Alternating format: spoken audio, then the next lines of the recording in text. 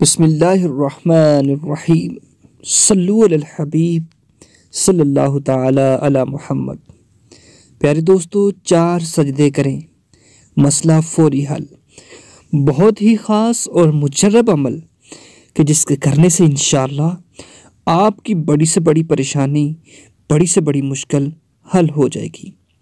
जब मुश्किलात, बीमारियां और जादू जिन्नात मायूस कर दें तो 2 रकत नफल हाजत की नीयत से पढ़ें और हर सजदे में ये अमल कीजिए। इंशाअल्लाह अज़्ज़ वजल आपकी बड़ी से बड़ी परेशानी, बड़ी से बड़ी मुश्किल हल हो जाएगी। अगर आपके घर का माहौल ख़राब है, घर में परेशानियां ही परेशानियां हैं, तो इंशाअल्लाह ये अमल जो है इंशाअल्लाह हर मुश्किलात को आसान कर देगा, हर बीमारी को दूर कर देगा। और जादू जिन्नात से अगर आप मायूस हो चुके हैं, घर में साया रहता है, तो उसके लिए भी इस अमल को कर लीजिए। इंशाअल्लाह घर में बरकतें ही बरकतें नाज़िल होंगी। प्यारे दोस्तों, आपने करना ये है कि आपने 2 रकत नफल हाजत की नीयत से पढ़ें और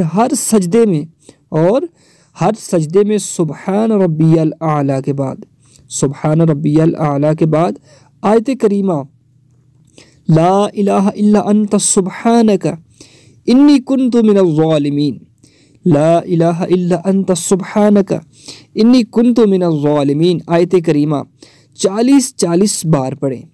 40-40 बार पढ़ने के बाद नफल पढ़ने के बाद 10 मिनट गिड़गड़ा कर दुआ करें।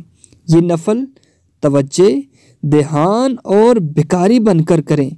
सुबह शाम करें या किसी भी वक्त दिन में 2 मरतबा करें।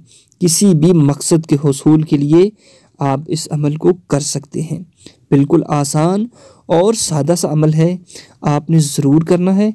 इंशाअल्लाह इसकी बरकत आपको नसीब होंगी। जादू जिन्नात बीमारियां इंशाअल्लाह दूर हो जाएंगी, घर में परेशानियां दूर हो जाएंगी।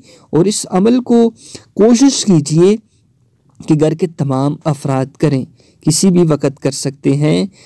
वक़्त सजदे का होना लाजमी है कि नमाज के बाद आप करें तो अफजल तरीन अमल है। अल्लाह रब्बुल इज़्ज़त हम सब की परेशानियों को दूर फरमाए, आमीन।